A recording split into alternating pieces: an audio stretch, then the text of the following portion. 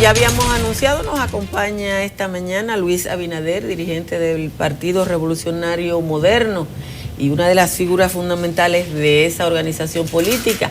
Necesariamente hay que iniciar el diálogo con Luis preguntándole sobre su perspectiva del momento actual que vive el país, el sometimiento hecho por la Procuraduría General de la República al caso Odebrecht y las personas, esa lista reducida de personas de los cuales su partido es el partido que tiene más gente imputada. El PRM pues tiene 3. Bueno, muchas gracias. Ese sometimiento, como ya la misma población lo ha calificado, es totalmente injusto y le hace un pobre servicio a la justicia.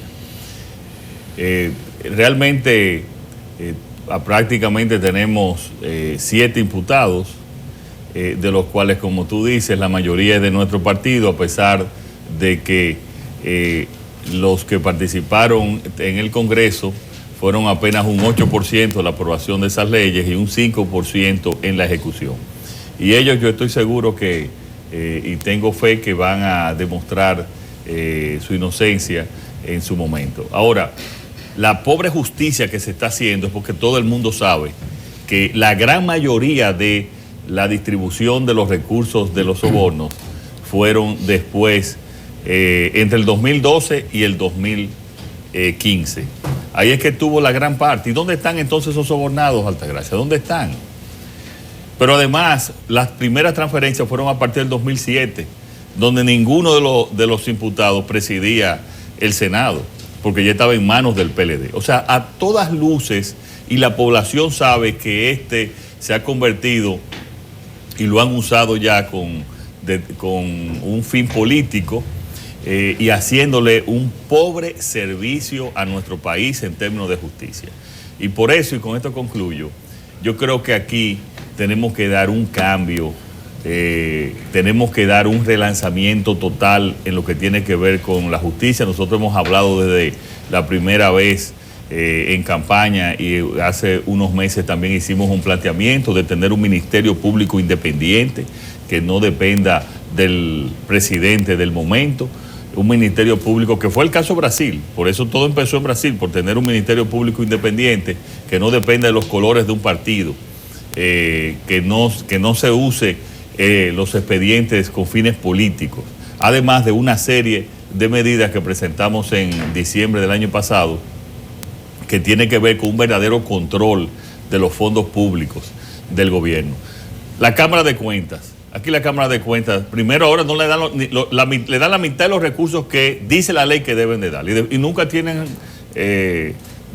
dinero para hacer las auditorías que tienen que hacer, cuando debería de obligarse a que la Cámara de Cuentas tenga que hacer una auditoría todos los años de todas las instituciones públicas. Bueno, la ley lo establece, lo que pasa es que ellos no lo hacen. La ley establece una auditoría a la ley de presupuesto y gastos públicos, pero muy limitada, Altagracia. Lo que yo estoy hablando es una auditoría a todas las instituciones, y especialmente empezar por las que tienen mucho mayor presupuesto, pero de todas las instituciones. Cuando tú tienes una auditoría y un auditor constantemente, por un lado la Cámara de Cuentas, que está supuestamente a ser, entre comillas, el auditor independiente, y la Contraloría, ya la auditoría interna del gobierno, si está una cada 6 meses y la otra cada año, yo le digo a ustedes que se reduce, y mi experiencia me dice en la gerencia privada que se reduce cualquier acto ilegal en más de un 70%. Y después entonces acabar con la impunidad, con un ministerio público independiente y con una justicia también independiente. Bueno, Luis, pero el caso de Odebrecht no solo tiene repercusiones en el ámbito de la justicia, sino también político. Y ocurre ahora esta fase del caso de Odebrecht en un momento que se está discutiendo la ley de partidos. Y había corrido la información de que el PRM y la facción que usted encabeza estaban en acercamientos con el Palacio y el presidente de la República para buscar una vía a la ley de partidos políticos y al tema de la primaria. Ayer fue desmentido. ¿Cuál es el punto real de esto? No, pero una cosa no, nosotros nunca vamos a ver, ni hay ninguna relación una cosa con la otra. En el caso de la ley de partidos, nosotros fuimos lo contrario, nosotros fuimos que paramos la imposición que querían desde el gobierno con la ley de primarias abiertas, y nosotros detuvimos esa situación. Ahora, nosotros no nos vamos a meter en el juego del PLD, que tiene 18 años esa ley estancada, así mismo como la ley electoral. La tienen estancada. Y hay un chantaje también de un sector donde quiere que le solucionen un problema a ellos, un traje a la medida, y muchas veces no quieren ley. Y también entonces el otro sector, que es el caso del gobierno, que lo que quiere es que imponer unas primarias abiertas. Y nosotros lo que tenemos que hacer es buscarle una vía para que pueda salir esa ley, pero que pueda salir esa ley realmente para beneficio del sistema político de la República Dominicana. Y no solamente la ley de partidos, sino también la ley electoral, que es igual de importante. Pero no tiene que haber alguna relación. Nosotros nunca vamos a tener ninguna relación. Eso es un chantaje que hacen también de un sector y de otro, porque lo que tienen es el PLD. El PLD, las dos facciones del PLD, tienen 18 años ahí, luchando entre una cosa y la otra, y que yo lo que al final creo es que no quieren ley para no regularse y hacer lo que les venga en gana, tanto en su partido como lo han hecho también en las elecciones generales. Bueno, podría ser que no quieren la ley o que quieren un tollo de ley, porque hay que decir que lo que se está conociendo en el Congreso ahora es un tollo que propuso Reinaldo Pared, que cuando uno lo lee, le da la impresión que es para que la rechacen. O sea, Reinaldo Pared coge el proyecto original de la Junta Central Electoral, hace un lío tan grande que no hay manera que quede bien, y cuando uno lo lee le da la impresión de que fue hecho así a propósito. Ahora bien, yo quiero retomar la pregunta de Nieves en el sentido, usted está expresando su opinión, uno ve que el expresidente Hipólito Mejía, sin embargo, aparece de acuerdo con unas primarias abiertas y lo ratifica, y le da impresión de que su partido no tiene una posición de bloque en el sentido de esa ley o de las relaciones con el partido oficial. No, nosotros tenemos una posición que el partido está aprobada. Ahora, que el presidente Mejía tenga una opinión, ese es su derecho. Y eso se discutió en los organismos debidos, y hemos estado ya todos de acuerdo. Imponer primarias abiertas es inconstitucional, es imposible. O sea, eso no puede pasar de ninguna manera. O sea, eso está claro, que eso es imposible. Y nosotros fuimos los principales voceros para detener esa situación en la Cámara de Diputados. Esa ley la que vino del Senado, tiene realmente, si tiene que pasar por un proceso de aprobación, tiene que reformarse totalmente. Y creo que un punto de referencia es la ley, como tú dices, la que propuso la Junta ya hace mucho tiempo, que no ha tenido modificaciones, y también con algunos quizá aportes importantes e interesantes para lo que es el control del gasto, para lo que es la democratización interna de los partidos políticos. Yo creo que esa ley tiene que reformarse correctamente, pero también que la población sepa que ahí hay una lucha de intereses interna que tiene que ver desde hace 18 años, y por eso no se aprueba esa ley, por esa situación. Bueno, y en esa parte una lucha de intereses entre ellos mismos. Sí, pero y nosotros no tenemos mayoría. Pero en el primer intento de conocerla en la Cámara Baja se dio cuenta que el sector de Hipólito Mejía de alguna manera torpedeó la posibilidad de que eso saliera incluso de la agenda de conocimientos. Y el expresidente sigue manteniendo su posición de primarias abiertas, aunque es un derecho, como usted señala, y es una opinión de él, sigue siendo una dicotomía dentro del PRM, que aprobó primaria cerrada, pero uno de los líderes importantes de esa organización se mantiene abierto, y eso sin duda que le favorece al sector del gobierno que postula por ese modelo de las primarias abiertas. Mira, Ricardo, es que no puede haber ya, olvídate de primarias abiertas. Eso ya, y ese es un caso cerrado, eso no se va a poder imponer primarias abiertas.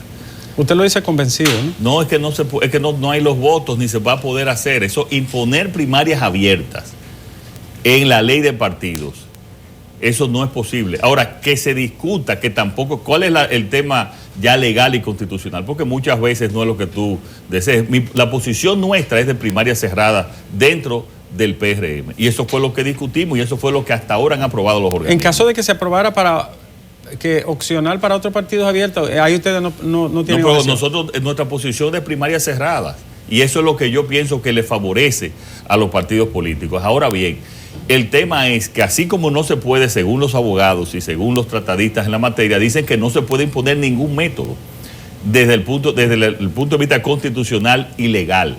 Y esa es la propuesta, Altagracia, también de la Junta Central Electoral. Sí. Entonces nosotros lo que tenemos es que ver cómo podemos buscar una ley que tenga la conveniencia y el apoyo suficiente para que pase, pero que al mismo tiempo sea legal. Entonces, en ese sentido, nuestra posición es de primarias cerradas para el PRM, y ya nuestros organismos lo han decidido, y la mayoría de los partidos del bloque, todos los partidos del bloque de oposición también consideran que el método y el padrón tienen que estar a disposición de los partidos políticos, o sea, a la decisión de esos partidos políticos. Y eso está aprobado. Y nosotros no nos hemos salido de ese consenso que hemos hecho. En un segundo nivel de la discusión... Ahora, una ley, escúchame, y en el Congreso esto es dinámico, esto es cambiante. Entonces nosotros tenemos que ver cuál es la situación de la ley en términos de lo posible para que tener realmente una ley, una verdadera ley, no un tollo de ley, como tú dices. En una segunda oleada de discusión, el danilismo está promoviendo dejar a la libertad de los partidos la selección, pero que quede la posibilidad de que sean abiertas o cerradas. Es que yo pienso que nosotros ahí ninguna ley puede mencionar primaria abierta o cerrada, porque muchos partidos incluso se van a ir por el tema de asambleas o de convención de delegados. Entonces eso no puede mencionarse. Eso es lo que la propuesta... Bueno, eso parece el bajadero de Danilo Medina. Bueno, pero la propuesta de la Junta Central Electoral, que la aprobó Leonel Fernández, y que Leonel Fernández también la promovía hasta hace un mes, es que cada partido eligiera el método y el padrón. Ahí no hay que decir que sea abierta ni que sea cerrada, es que cada partido elige el método y el padrón. Esa es la propuesta de la Junta Central Electoral. O sea, esa no es una propuesta del danilismo, ni de nosotros, ni de nadie. Es la propuesta, si usted la lee, es la propuesta de la Junta Central Electoral. Luis, saliendo un poco de las primarias y de la ley de partidos.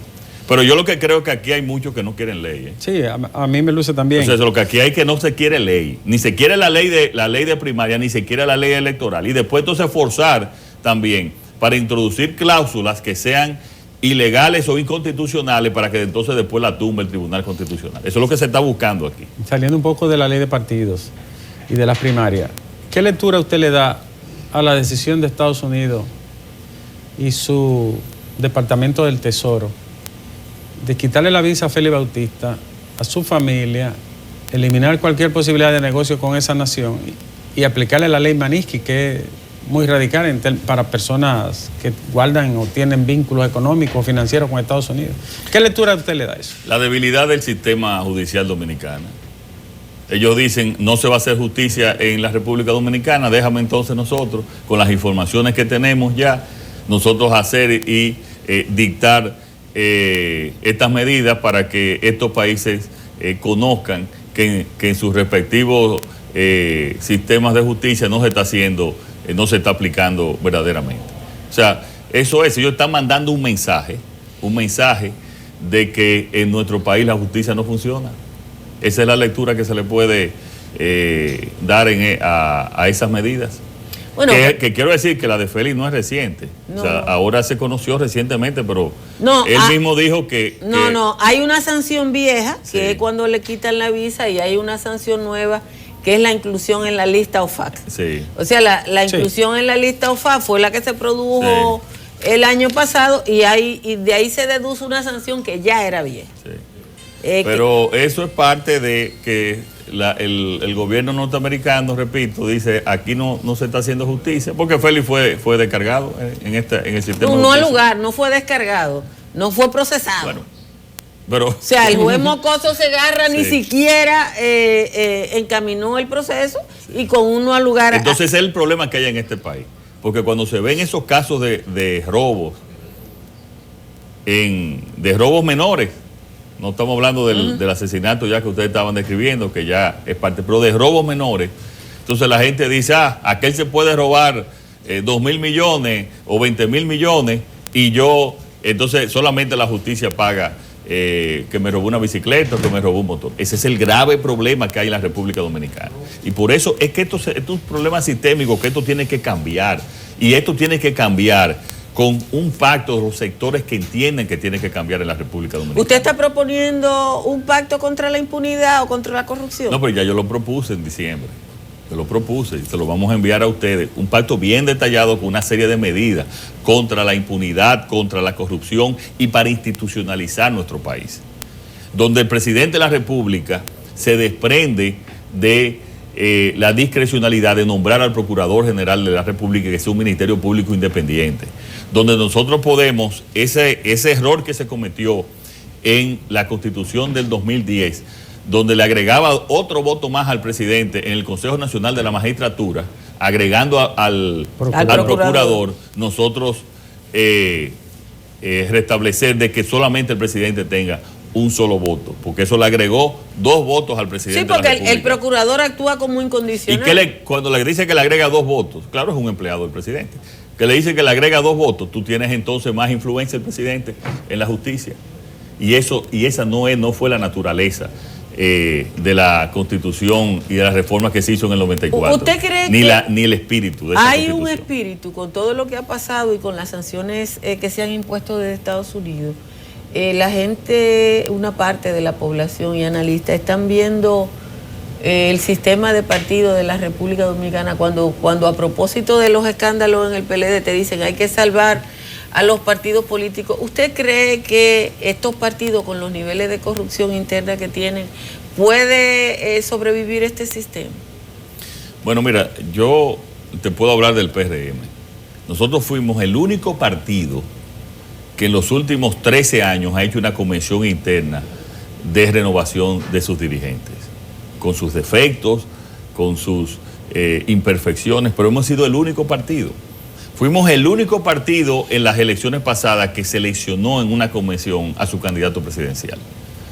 No somos perfectos, pero vamos caminando en tratar de mejorar y en tratar de democratizar nuestro partido y nuestra institución. Y yo le digo al pueblo dominicano que puede tener esperanza de que vamos a ir y vamos a continuar mejorando en ese sistema. Y cuando tú hablas de corrupción, yo te puedo decir que nuestro partido en la selección de las candidaturas, tanto a nivel de la elección del 2016 como también de la elección dirigencial ahora del 2018, pudieron haber imperfecciones, pero nunca actos de corrupción en esa selección de los candidatos. Y por eso es que yo digo, Altagracia, que hay que quitarle el poder, y lo dice también la mayoría, y es las recomendaciones de todos los sectores, quitarle el poder que tienen las cúpulas partidarias, aún la influencia que yo personalmente pueda tener actualmente en el PRM y que puedan tener otros, pero hay que quitarle el poder a esas cúpulas partidarias para que puedan realmente ser democráticas y elegir los liderazgos en cada partido. Y por eso es que queremos. Pero ahí hay elementos distintos, ahí hay elementos como que nosotros tenemos un esquema clientelar y en muchas localidades no ganan los mejores candidatos y no los que tienen más dinero. Pero ya está bien, ya ese es otro proceso que se nos escapa a nosotros. Yo te estoy hablando ya de lo que es el sistema de partidos. Yo pienso que en este caso también la ley lo contempla, una selección de la dirección para esos casos de personas notables que puedan ser seleccionadas por sus condiciones y no por su capacidad de, como tú dices, de voto clientelar. Pero ya ese es otro aspecto. Tampoco podemos, Altagracia, ni podemos nosotros solucionar todos los problemas a la vez. Lo que creo que en este país tú tienes que establecer un plan para tú ir esos temas democráticos, ver cómo se van solucionando, cómo se va avanzando en nuestro país, que penosamente no hemos ido avanzando, sino yo pienso que hemos ido retrocediendo en ese sentido. Luis, ¿por qué el PRM no se favorece de manera gruesa de los desaciertos y de los escándalos del gobierno? ¿Por qué no sube como debiera de subir la aceptación y la simpatía de la ciudadanía en el PRM cuando en el país hay un escándalo tras otro todos los días? Y estamos siendo señalados como uno de los países más corruptos y vemos la inseguridad y los problemas que genera la situación de la salud, todo esto se acumula, sin embargo no se ve que ustedes puedan captar ese descontento. Sí, mira, ¿quién fue el primero que denunció el acto de Odebrecht? El primer partido. Fue el PRM en junio del 2015. ¿quiénes fueron que llevamos? Nosotros hemos llevado como alrededor de 7 casos e instancias legales a la Procuraduría con el caso de Brecht. ¿Quién fue que hizo aquel famoso video que se nos prohibió? Fuimos nosotros, el PRM. O sea, nosotros fuimos que llevamos la voz cantante sobre este caso. Hemos apoyado también la Marcha Verde. Que nos falta, es cierto, porque tenemos 6 meses envueltos en los procesos de reestructuración de nuestro partido. Hemos estado mirando mucho hacia adentro. Ahora nosotros vamos a mirar hacia afuera y es parte de lo que tenemos. Nosotros tenemos sí que identificarnos, más allá de la simple rueda de prensa, de la simple nota de prensa. Nosotros tenemos que identificarnos con los problemas, que identificarnos y también tener propuestas a las soluciones. En eso estamos de acuerdo y nuestro plan es hacer esto en el segundo semestre de este año, a partir del 1 de julio, con un plan de crecimiento y de contacto. Nosotros, personalmente, yo estoy haciendo un plan que lo empezamos la semana pasada de contacto con los sectores sociales de nuestro país. Estoy teniendo contacto con juntas de vecinos, lo vamos a tener también con asociaciones de diferentes índoles, y ese es el plan de lo que nos queda, ya que tenemos organizado y legitimado nuestro partido. Recuérdate, Ricardo, que nosotros hicimos un partido, fue de 2 sectores, de 2 grupos, que por las razones que conocemos de afectar la democracia y por no tener ley de partido, tuvimos que salir del PRD. Entonces ahora es que hemos democratizado, que hemos legitimado esa dirección y vamos entonces a conectarnos a la calle. En el mismo orden de la pregunta de Nieves, hay personas que dicen que a figuras del PRM le falta fijar posición sobre los temas nacionales que afectan a la gente. Por ejemplo, nosotros tenemos una crisis en el sistema de salud. República Dominicana, que es una estadística para que uno se tire del puente, la mortalidad neonatal aumentó este año 23%. Es un número que es de Biafra. De declarar la salud de emergencia nacional. Entonces, la gente no ve ni a Luis Abinader ni a otros dirigentes importantes del PRM referirse a esos temas que son los que le están golpeando. Gracias, me he referido 2 veces. En el último mes solamente ese tema. Incluso llamé a que la salud fuera declarada. Yo puse eso como ejemplo. No, pero está bien, la salud fuera declarada de emergencia nacional. Ahora bien, yo sí creo que ahora, a partir que ya tengamos un secretario nacional, un nuevo secretario nacional de salud y también el Frente de Salud, tienen que ya opinar sobre esos problemas, y nuestra propuesta es que semanalmente la Secretaría de Políticas Públicas, con los diferentes departamentos y diferentes frentes y secretarías en las diferentes áreas del acontecer nacional, pues hagan propuestas, se hagan ruedas de prensa en esa relación. En el caso de la salud, yo he dicho que hay que declararlo de emergencia nacional, porque aquí hay 2 indicadores básicos de salud, que es la muerte, la mortalidad infantil y el promedio de vida. Son los datos fundamentales en los indicadores de salud de cualquier país. Y en el caso de la mortalidad infantil, hemos ido retrocediendo no solamente el año pasado, sino también hicimos un retroceso en el 2016, que es grave. O sea, eso es para declarar la salud en emergencia nacional. El PRM ha logrado cierta homogenización en la Cámara de Diputados después de ese primer traspiés en el que ustedes tuvieron una reunión que yo hubiera dado algo por estar ahí y oír lo que dice. ¿Usted piensa que se puede garantizar un bloque legislativo del Partido Revolucionario Moderno homogéneo y sin que intervengan las tendencias internas en sus decisiones? Pero se ha garantizado, Altagracia, con la excepción de ese tema que tú hablaste, que después se aclaró, se llamó la atención y dijeron que iban a votar a favor y que era un problema de forma más que de fondo. Pero también sería bueno que se resalte que el PRM no ha votado por un solo préstamo de este gobierno. Claro, no tiene mayoría para pararlo. Creo que el último se pudo detener. Se detuvo una semana. Bueno, pero hicimos lo posible. O sea, porque no tenemos la posibilidad de pararlo. Pero sí, el PRM no ha votado por uno solo. Muchos de nuestros diputados, con la anuencia nuestra, han presentado propuestas sumamente interesantes. También en términos del control de las finanzas, del control de los recursos públicos. De que tenemos que ser también mucho más activos. Sí, tenemos que ser mucho más activos y una oposición mucho más inteligente también. Con la diversidad que tenemos ahora con las redes sociales, las noticias quedan en el aire. muchas veces de lo que uno hace, de lo que no hace. Pero yo estoy de acuerdo en que nosotros tenemos ya que pasar, y fue la propuesta de las nuevas autoridades, de la sencilla oposición o de la oposición con ruedas de prensa, notas de prensa, que hay que seguir haciéndola, hacia una oposición mucho más fuerte a los niveles ya territoriales. ¿Cómo están los números en el PRM, Luis? Mira, a mí no me gusta hablar de números. Todo el mundo conoce internamente la situación. Lo importante es que... ¿Y hacia afuera? Lo importante es que nosotros tenemos que seguir nuestra conexión. Yo pienso que el PRM tiene una oportunidad brillante de liderar el cambio que necesita nuestro país. Y nosotros lo vamos a lograr. La República Dominicana quiere cambio. Y el PRM es el partido que está en las mejores condiciones para ofrecer ese cambio y además hacer una gran apertura para todos aquellos que quieren ese cambio. Llegar a acuerdos con nosotros y hacer un gran gobierno de transición nacional, un gobierno que realmente institucionalice este país, un gobierno que pueda pactar las grandes políticas públicas para saber hacia dónde vamos, hacia cómo vamos a disminuir la delincuencia, con qué programas vamos a disminuir esa delincuencia, cómo vamos a crear oportunidad para la juventud y para la gente, cómo nosotros podemos tener un sistema de salud verdaderamente eficiente, agregándole los 35.000 millones que dicen los expertos más que se necesitan en el presupuesto de salud.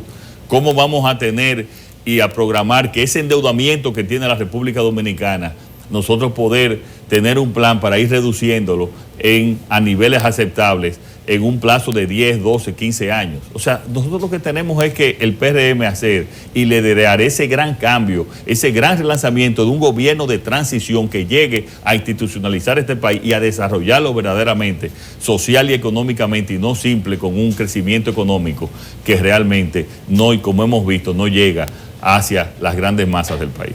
Hay dos minas que el gobierno ha querido explotar finalmente de mi parte. Loma Miranda y el Romero en San Juan. ¿Cuál es su posición? Mira, sobre la Loma Miranda, nuestra posición ha sido muy clara de que ni siquiera tenemos un estudio de impacto ambiental que diga, y por lo tanto es imposible en estos momentos su explotación. Sobre el caso de San Juan, a nosotros nos gustaría, como lo dijimos en una declaración allá, que haya una opinión, un impacto ambiental, del estudio de impacto ambiental, para nosotros entonces determinar nuestra posición. Yo quiero que usted me haga un balance de la situación económica del país en este momento, antes de preguntarle algo que le pregunto a un televidente. ¿Cómo usted observa, esa es su área de formación, la situación de la economía dominicana a nuestro nivel? Muy preocupado, Altagracia, muy preocupado. ¿Por qué? Nosotros vamos a ver en el tema de lo que es la política fiscal. Nosotros estamos endeudándonos para pagar sueldos y salarios y para pagar los intereses. Eso es un esquema Ponzi. O sea, nosotros nos estamos endeudando para pagar los sueldos y salarios y para pagar pagar los intereses, o sea, los gastos fijos, los costos fijos del gobierno. Pero si tú me dices, bueno, miren, eso es endeudamiento, es porque tú tienes unos hospitales que están funcionando muy bien, es porque la policía está funcionando perfectamente, es porque incluso donde hay muchos recursos, como es el caso de la educación, no hemos mejorado los índices educativos de nuestro país. Entonces, ¿qué estamos haciendo? Endeudándonos para malgastar el dinero, porque no tenemos ningún tipo de resultado. Y por eso es que es necesario que grita la gente para un cambio. Y entonces nosotros tener y eficientizar no es gastar menos, es gastar eficientemente. El gobierno de Danilo Medina tiene una nómina que se estima casi en 900.000 personas, la deuda, sí. la nómina histórica más alta de la República Dominicana. Y en proporción la más grande de la región. De la región. Imagínate, en Estados Unidos los empleados federales son 2.800.000 con 300 millones de habitantes. Aquí es el 10% de la población, de alguna manera, sí, está en la nómina del Estado. Usted... Es increíble, ¿no? ¿Usted mantendría esos niveles de nómina? No, nosotros lo que tenemos que hacer es poner la gente a trabajar. Todo el que trabaje en su área se va a mantener ahí. Ahora, todo el que no trabaje, porque de esos 900.000, vamos a ver cuántos son botellas, cuántos son dirigentes. Muchos de ellos que tienen hasta 3 trabajos. Porque aquí de esos dirigentes ponen si no están ellos cobrando, ponen con un nombre, le quitan el segundo o el primer apellido, ponen a la esposa o a otra persona a cobrar en esos cargos. O sea, nosotros lo que tenemos aquí, la definición es eficientizar el gasto público, Altagracia. Eficientizar, o sea, gastar donde tenemos que gastar, en esos hospitales que estén correctamente para que no tengamos esas estadísticas vergonzosas, en una lucha contra la delincuencia, para que los policías cuando vayan a salir tengan gasolinas y los carros preparados. En construir destacamentos, como yo fui a la Junta de los Casabes cerca de Duquesa el sábado, donde no hay destacamento de la policía. Donde el centro de atención primaria está abierto de 8 a 5 de la tarde y los fines de semana no está abierto. ¿Tú crees que es posible eso? Entonces, eso es gastar mejor, eficientizar el gasto público. Y un tema sobre la economía, Altagracia, es que el gobierno ha tenido mucha suerte en cuanto a el ambiente económico internacional, pero ya eso no es así, porque con el aumento del precio del petróleo, eso te crea una presión, especialmente en lo que tiene que ver con la política monetaria. Hay que buscar más dólares para pagar los combustibles. Y al mismo tiempo hay una presión para la subida de la tasa de interés. Que en este país, señor, el 27% de los ingresos tributarios, Ricardo, no sé si tú conoces ese dato, se va en pago de intereses. No estoy hablando del servicio y la deuda, en pago de intereses, lo cual es de lo que nosotros hemos estudiado. Si no es el más alto, está entre los 5 más altos del mundo. Para que ustedes tengan una idea, el de Grecia, previo a la crisis de la deuda, era de 21%. ¿Y aquí es 25? 27%. Para que ustedes vean la situación en que nos encontramos. 27% de los ingresos se van en pago de intereses. Solo de intereses. Solo de intereses. Amortizar deuda. No amortizar deuda. Nada más intereses. Solo intereses. Eso es lo grave. Porque tú puedes siempre, como dicen los financistas, tú puedes reenganchar. Porque la deuda ahora es diferente y por eso es que hemos visto niveles muy elevados de deuda en los diferentes países. Antes te prestaban los diferentes, el Club de París, los organismos multilaterales, bilaterales, los países. Ahora no, ahora tú vas a los mercados financieros y con una garantía soberana te prestan. Y con la enorme cantidad de recursos que hay en los mercados financieros, pues tú siempre vas a encontrar cómo reenganchar. El problema y el impacto de la deuda son los intereses, que es el costo de esa deuda. Una última pregunta de un televidente. ¿Qué garantía tiene un ciudadano dominicano que si usted ganara la presidencia no será borrón y cuenta nueva, que es la cultura dominicana? Mira, Altagracia, si yo no voy a hacer una diferencia en la República Dominicana, yo tengo muchas oportunidades en mi vida para estar en el sector privado, en proyectos. Yo estoy aquí por la enorme pasión que tengo por el servicio público, por la enorme pasión que tengo de hacer las cosas diferentes. Si yo no voy a hacer esos cambios en nuestro país, si voy a volver a que sea cambiar una banda por otra en el Estado, entonces yo me quedo en mi casa, si no se van a hacer esos cambios. Bueno, pues muchísimas gracias a Luis Abinader del Partido Revolucionario Moderno por habernos acompañado esta mañana. Quédense, nos queda contenido.